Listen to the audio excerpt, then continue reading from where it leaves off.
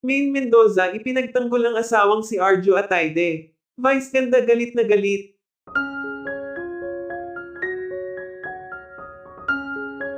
Kahapon lang September 21, 2025 naganap ang pagsasanib puwersa ng mga Pilipino sa pangunguna ni Vice Ganda at ng mga artistang nais na maibalik ang perang ninakaw umano ng mga taong makapangyarihan at matataas ang posisyon sa bansang Pilipinas. Isa si Arjo Ataide ngayon sa kabilang sa lumuste at nagnakaw umano ng kaban ng bayan.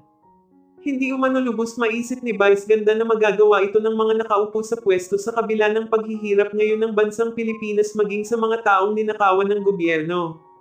Samantala dahil sa naging boses ni Vice Ganda para sa mga Pilipino, marami ang sumangayon at nagbigay ng taos-pusong pakikiisa dahil may isang Vice na handang maging daanan at boses ng bawat Pilipinong nananahimik dahil sa kanilang takot.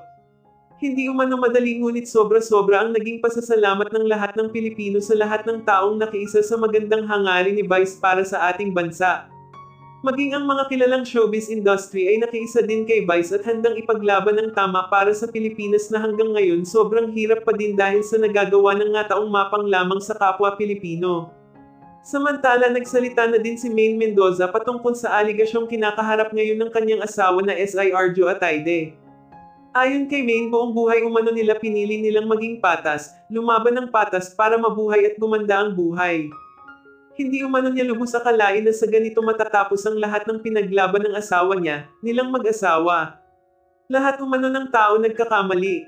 Hindi umano siya para magmalinis, at hindi naman umano tama na kay Arjo isisi lahat dahil napagutusan lamang umano ito.